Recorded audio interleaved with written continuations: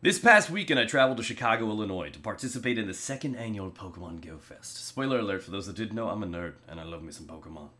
But we're going to get into a lot of things. We're going to talk about the mythical Pokemon Celebi, the quest that we had to do, the field research, basically all the good and the bad of the event. And many of you guys have heard the horrors, the nightmares of yesteryear. The first one was a big bomb, right? It was a dud. This year, they did a lot of good things to make sure that it was a reinforced project, that it was not going to recreate those issues and errors of last year.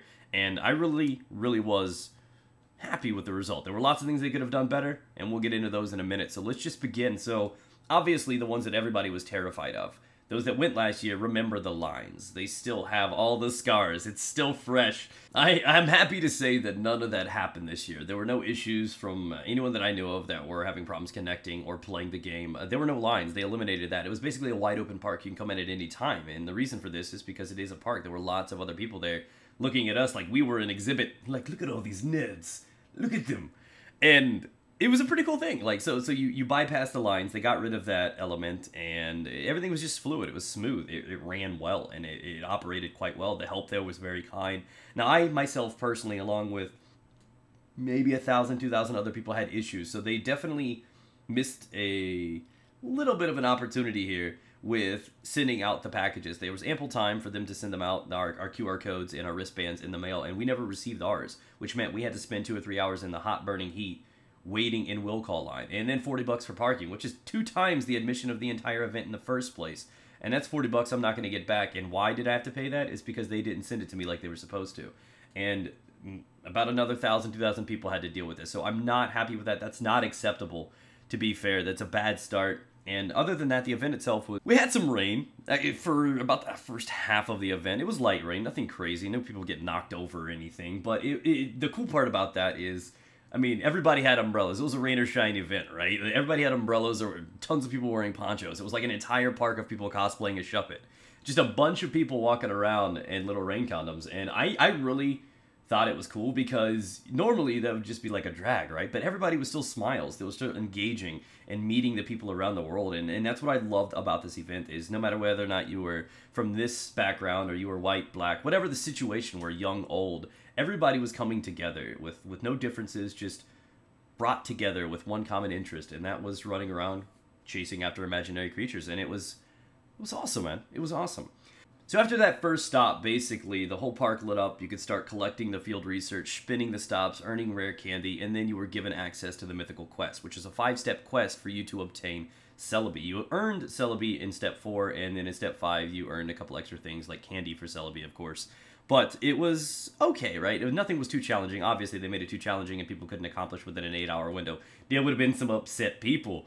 But it took me roughly about an hour, right? So I was there, started a half hour early, probably to add as a buffer if there were any issues.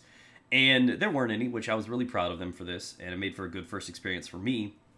And I thought it was cool and all, but the one thing that I did not enjoy, and it might have been my own personal expectations, is that after Celebi, after about an hour or two, which was what it took most people to accomplish, there really didn't seem like much of a direction or anything unique to do after that. So I was stuck there like, so what do I do for the next 7 hours?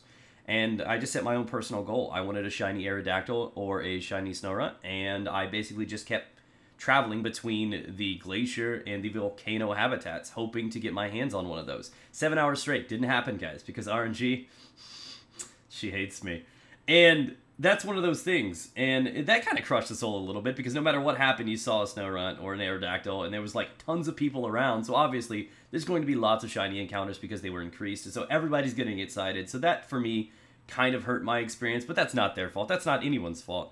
It just kind of sucked just a little bit for me, but I was cool with it. My girlfriend, on the other hand, had a different idea. She has a personal goal of collecting 1,000 candies. She really wanted to be in other habitats for the Trapinch, so I was kind of left alone. And it was different, but I would really like for them going forward to find a way to keep people together, to keep people interested, and just give us a purpose, like a path to do. Something that doesn't necessarily have a ceiling like the Celebi quest did, but is something different than a glorified community day, if that made any sense whatsoever to you. And though I had fun with the event, I was just on my feet for a lot of time. The people there, the help, they were really great. I loved the events, the personality, and I guess the energy coming off of the people on the stands giving away shirts and stuff were great, and I really liked how they put this together. They did a great job developing this. And of course, there are ways they can improve it better, obviously giving us something else. There were no raids, too. This was a high area of disappointment for a lot of my friends, people that attended last year. They're like, there were no raids. And this, again, would have been filler material for us there participating. If we would have been able to jump in and do different raids, maybe unique Pokemon that have never been raid bosses before. There were so many things they could have done here. But again, like I said, I felt like I had about 7 hours of dead time for me to just basically just walk back and forth. It was no different than participating at any other park in the world. And it didn't feel very unique for me. I traveled 6 hours and I wanted something different. And again, that might have been my expectations, but still, going forward, things like raids or additional, I guess, quests or something. It may not be for a Pokemon, but for other things, could be really interesting. Just something else lined up for after the Celebi was completed. And I was really happy and satisfied with the spawn density, but you basically were following a line. That's where all the Pokemon were. There were only a few stops, and you were basically walking back and forth.